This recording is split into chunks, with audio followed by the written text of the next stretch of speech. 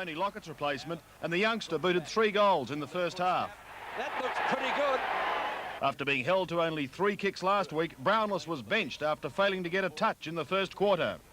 The Saints were far more committed, playing desperation football, and their superiority began to show in the second quarter.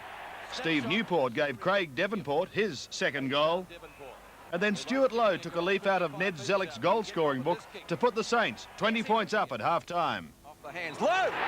The lead was stretched to 26 points when Dale Kickett snapped a beauty. But then the Cats came back, 5 goals in 9 minutes.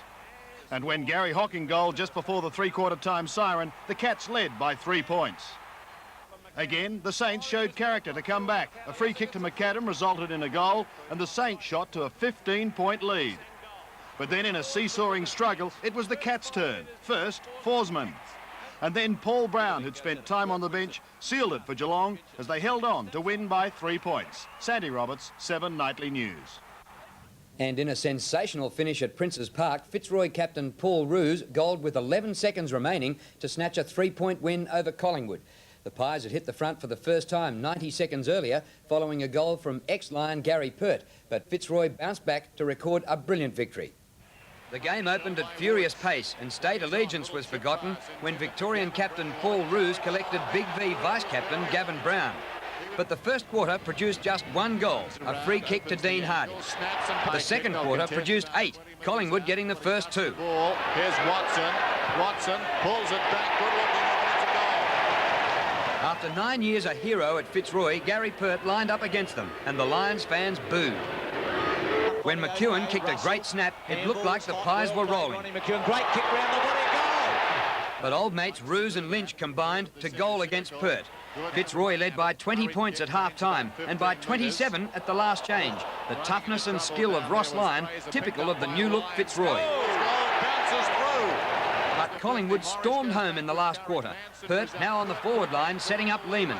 The young ex-South Australian didn't need any help for his next goal. And with 2 minutes left, it was Pert who looked to have snatched victory against his old side. But with just 11 seconds remaining, Roos wrested back the lead for the Lions. Roos's left foot kick is a goal! Unbelievable finish! And at the end of a great game, Roos and Pert still best friends in different colours. And Carlton continued its recent fine form by winning its 7th match of the season against Melbourne at Waverley Park. Scores were locked together at three-quarter time, but it was the Blues who finished the better, kicking 5-4 to no score in the final term. Blues captain Stephen Kernahan booted 5 for the winners. Matthew Brooks reports. There was a little bit of aggro early in the game, but when it came to getting the football, the Blues were leading the way. Carlton started well, quickly taking a 2-goal lead. Then the Demons found some touch, thanks mainly to Darren Bennett, who was playing his best football for the season. His 3 first-quarter goals saw the Demons lead by 6 points at the change. The Demons went further ahead in term 2 when Lovett snapped truly. Then it was Carlton's turn to fight back. As tempers frayed again, Melbourne led by just 2 points at the main break. The third quarter was goal for goal, with both teams refusing to give any ground. At the final change, the scores were dead level.